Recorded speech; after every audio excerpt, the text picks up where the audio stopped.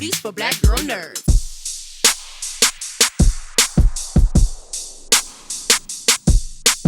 What's up? What's going on? Thank you so much for carving out some time. I know you guys got a very hectic schedule out promoting this terrific show, and I just appreciate you for taking a little time for us. Oh no, I always appreciate you taking the time to watch it. I must ask you, unrelated to this series, I mean, you are so Bay Area, so I have to ask you what you thought about the verses, the E40, the Too Short verses. It was the best thing to happen in hip hop in my lifetime. No, that was such a special day, man. We were all like, everybody I knew was on like a separate text thread, right? Just like watching that, and I don't know, it's a trip to see your whole musical history basically just like performed in front of you by two dudes who, like, whether or not you realize it, if you're from the Bay, like, you modeled yourself after them in one way or another. You know what I'm saying? Like either they come up with a invented language that you use every day, or like the way that you, the way that you go about figuring out how to do your jobs or whatever, that hustler mentality, like that, they were the purveyors of all of that Bay Area mentality. So to see the two of them sort of up there, just kind of enjoying their success, they had so much fun.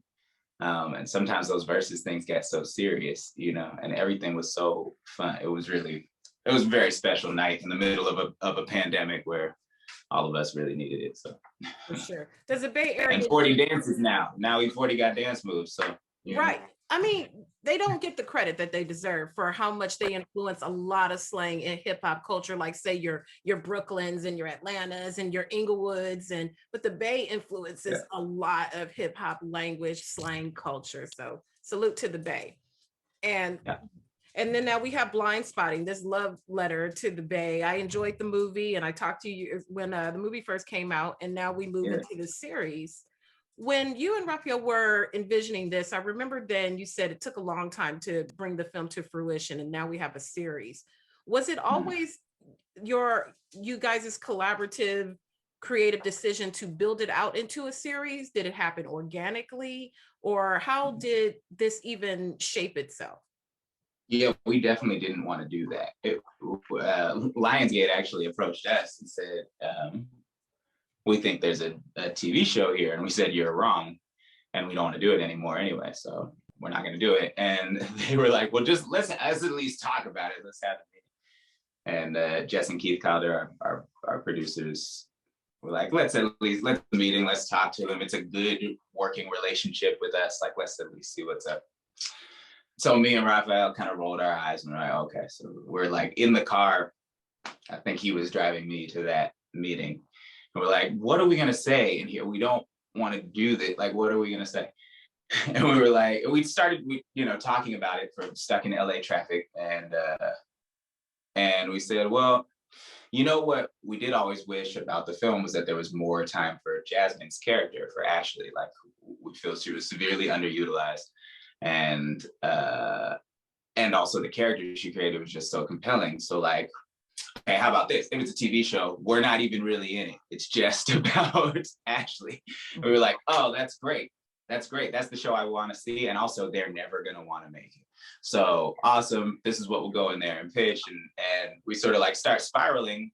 And then we get in the meeting and we pitch that and we're still spiraling on it. Oh, it should all be set on this block. It's a sitcom, so we return to the block every time. And like, there can be all of these sort of new characters that we haven't met before. And by the end of the hour-long meeting, we had talked ourselves into really wanting this TV show, and they really wanted to make it.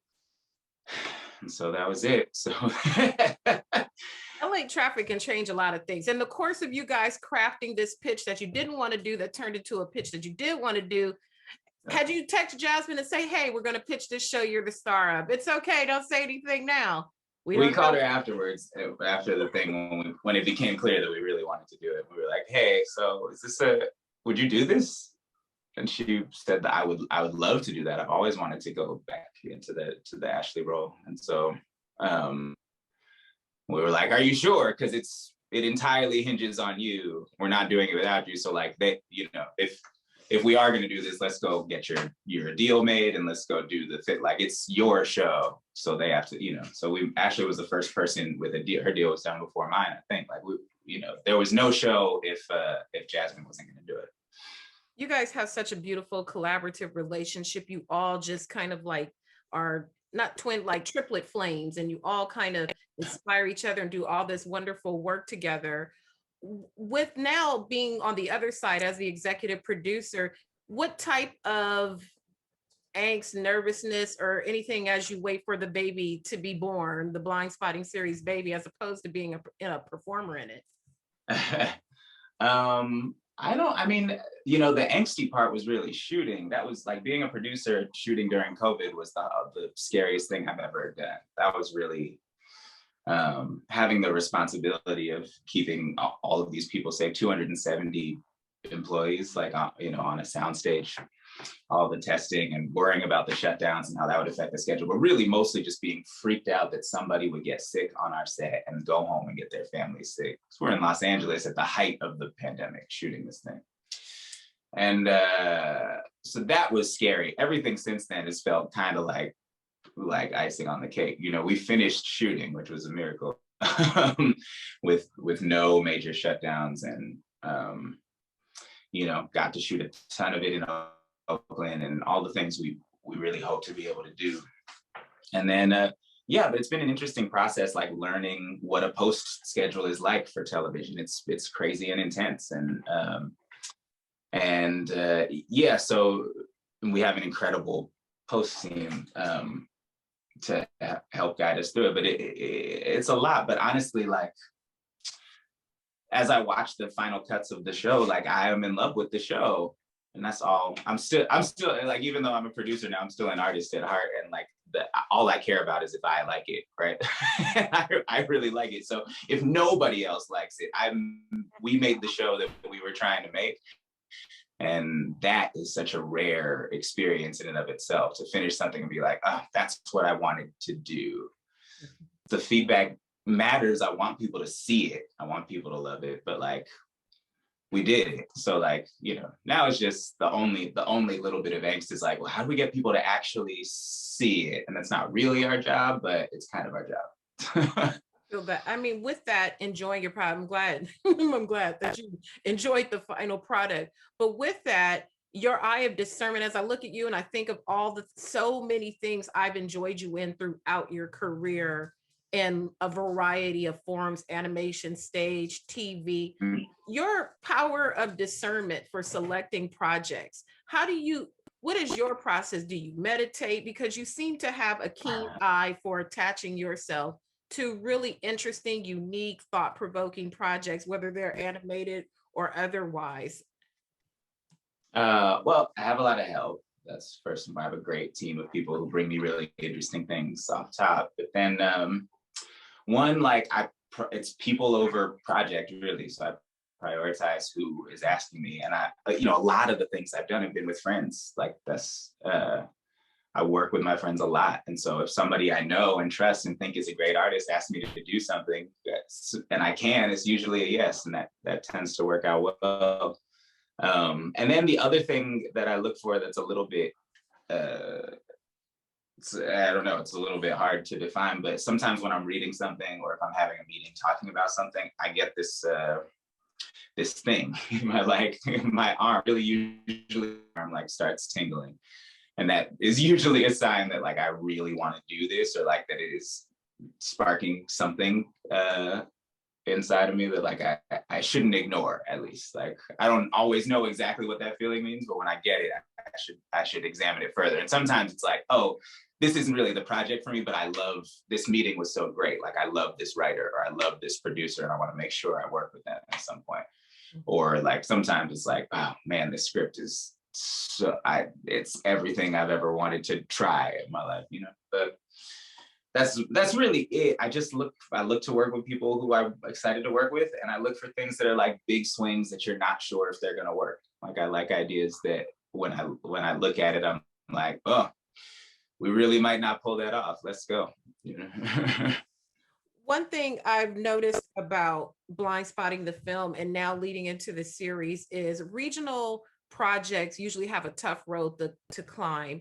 And with this one, I didn't really see a whole lot of people from the Bay going, Bay people are not like that. You know, it was very, very, it seemed to be spot on and very appreciated by people from the Bay region. How much of home do you keep in your heart when you're writing? And are there ever times when you border on, this might be a little too hyphy, this might be a little not enough? How do you find that happy medium? Yeah, I mean, Raphael and I always pushed for as much vagueness as possible.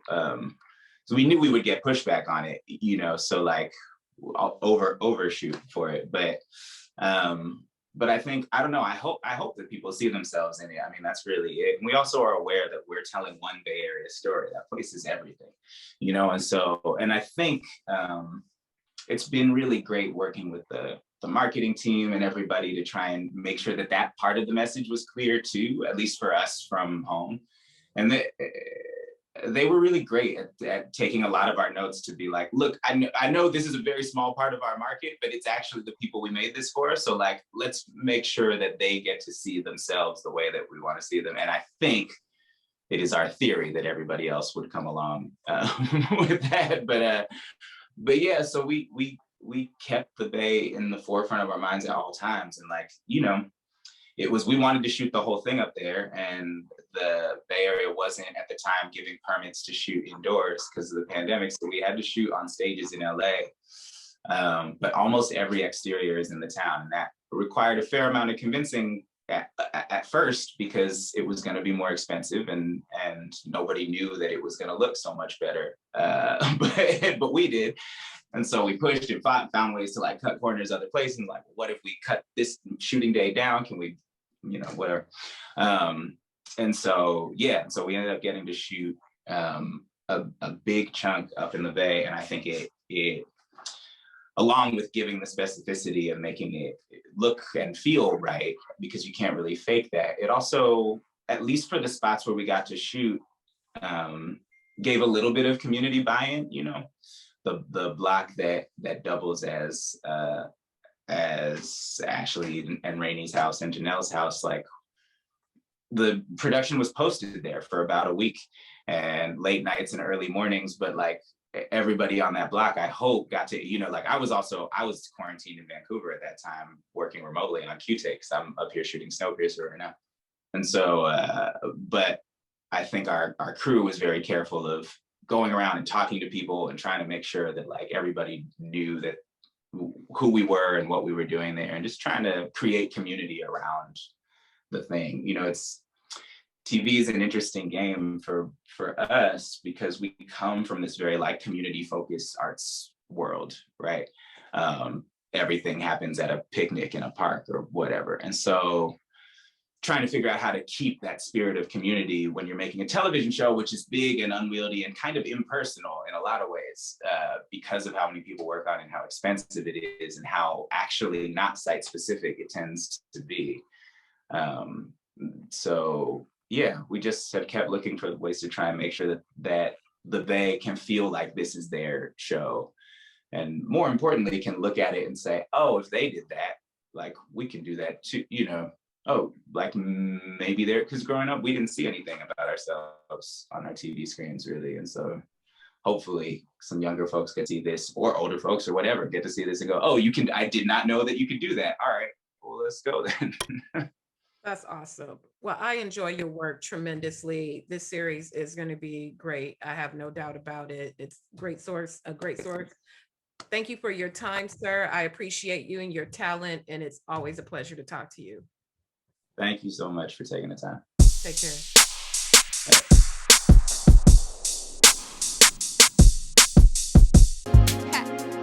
Better shake your booties for black girl nerves. Better shake your booties for black girl nerves.